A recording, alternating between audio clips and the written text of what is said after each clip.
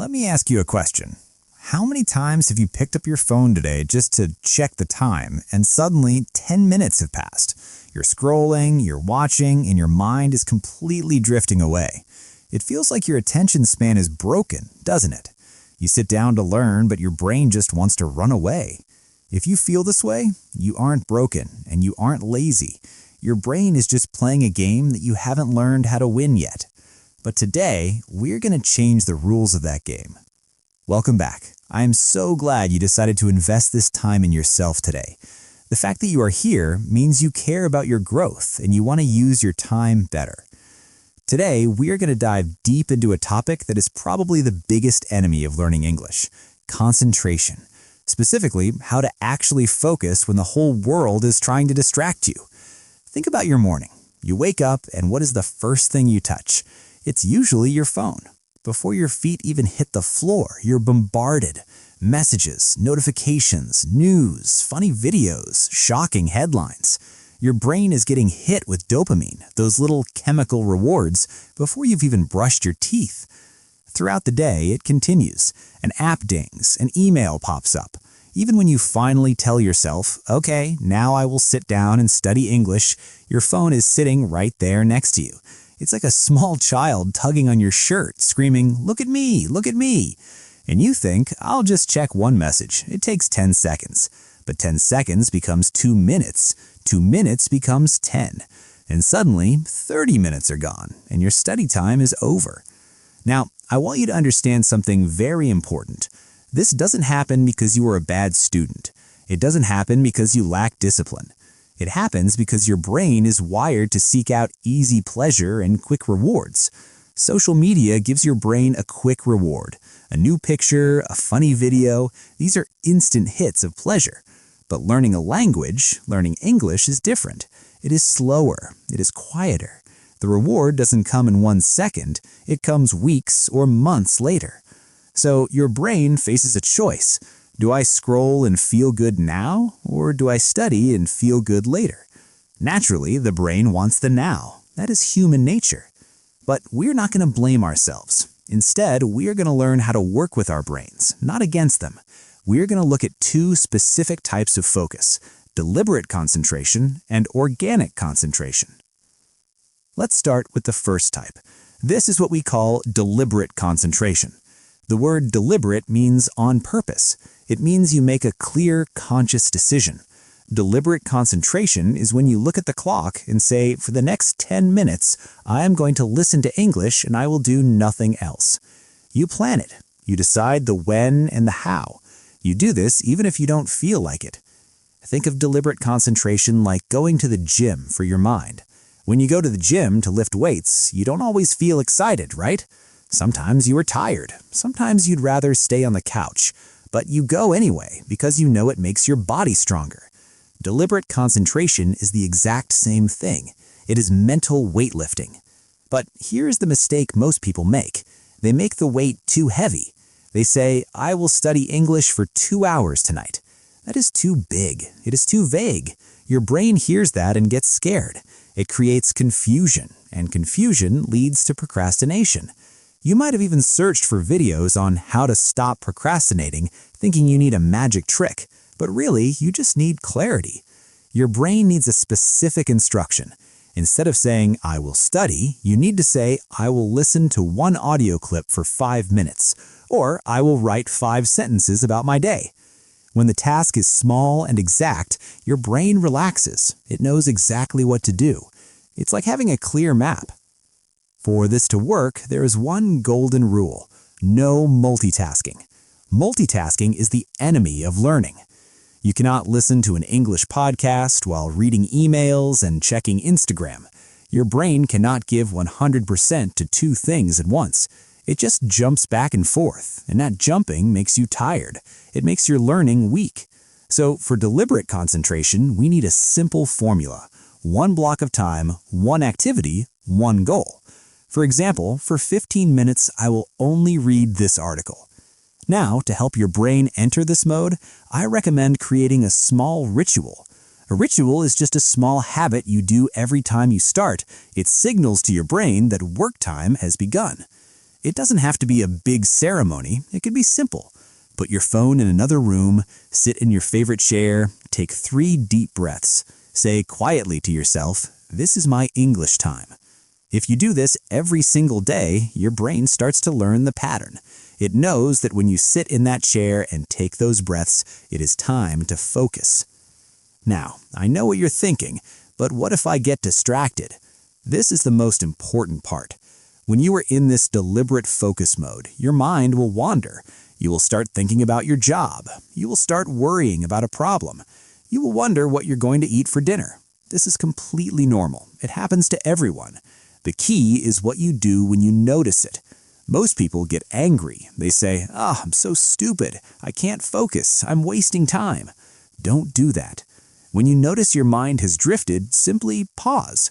Notice it. Say to yourself, "Oh, my mind went away. That's okay." And then gently bring your attention back to the English audio or text. Every time you bring your attention back, you are doing a rep. Just like lifting a dumbbell builds your bicep, bringing your focus back builds your concentration muscle. Distraction isn't failure, it's the opportunity to exercise that muscle. Now let's talk about the second type of focus. This is the one that feels effortless. We call this organic concentration. Organic means natural. It means growing by itself, like a plant. Think about a plant in your garden. You don't stand over the plant and scream, "Grow, grow faster." You don't pull on the leaves to make them longer. If you did that, you would kill the plant. Instead, you create the right conditions. You give it good soil, you give it water, you give it sunlight. And when the conditions are right, the plant grows naturally. Organic concentration works the same way. It happens when you are so interested in what you are doing that you forget to check your phone. You forget that you are hungry. You forget the time. You are just inside the activity. It's almost like creating your own personal study with me session, but instead of forcing yourself to work, you are pulled in by the joy of the content. Think about when you watch a really good movie. Do you have to force yourself to pay attention? No, you are curious. You want to know what happens next. You care about the characters. You laugh, you cry, you feel surprised. Because your emotions are involved, your focus is automatic. This is why stories are such a powerful tool for learning English. When you listen to a story that touches your heart, your brain wants to understand.